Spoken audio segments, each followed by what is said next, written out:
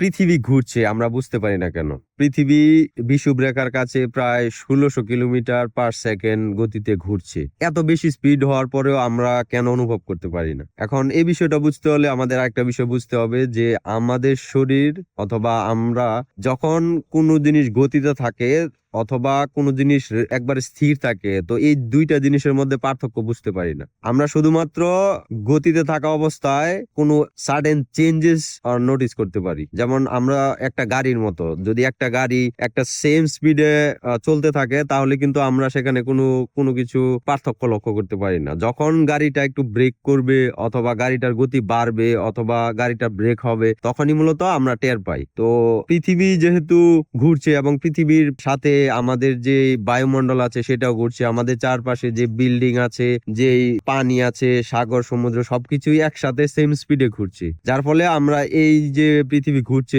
সেটা বুঝতে পারি না। এটা অনেকটা কল্পনা করতে পারেন যে আপনি ধরুন একটা বিমানে বসে আছেন এবং বিমানটা সেম গতিতে এগিয়ে যাচ্ছে, তো তখন কিন্তু যে আপনি গতিশীল আছেন সেটা কিন্তু বোঝা যায় না। তো গতি বুঝতে হলে মূলত আরেকটা জিনিসকে দেখতে হয় অথবা আরেকটা জিনিসের সাথে কম্পেয়ার করতে হয়, তখনই মূলত আমরা গতি টের পাই। এছাড়া কিন্তু গতি বোঝার আসলে কোনো ব্যবস্থা নেই। একটা জিনিস একেবারে স্থির আছে নাকি গতিশীল আছে সেটা বুঝতে হলে তুলনা করতে হয়, আরেকটা জিনিসের সাথে তুলনা করতে হয়। কল্পনা করুন আপনি স্পেসে আছেন, এরকম একটা জায়গা আছেন, আপনার চারপাশে কিছু নেই। এখন আপনি কি গতিশীল আছেন না একেবারে স্থির আছেন? তো এটার উত্তর আসলে দেওয়া সম্ভব না। তখনই দেওয়া সম্ভব যখন আপনার আশেপাশে কোনো কিছু থাকবে, তখন আপনি বুঝতে পারবেন যে আপনি গতিশীল আছেন নাকি এক জায়গায় স্থির আছেন। কারণ হচ্ছে গতিশীলতা এবং স্থির থাকা এটা মূলত একটা আপেক্ষিক বিষয়। তো এটা বুঝতে হলে আরেকটা জিনিসের প্রয়োজন। তাই মূলত পৃথিবী ঘুরছে এবং সবকিছু যেহেতু একসাথেই ঘুরছে, তার কারণে আমরা বুঝতে পারি না যে পৃথিবী আসলে ঘুরছে। পৃথিবী যদি আস্তে আস্তে কোনো জায়গায় থামতো অথবা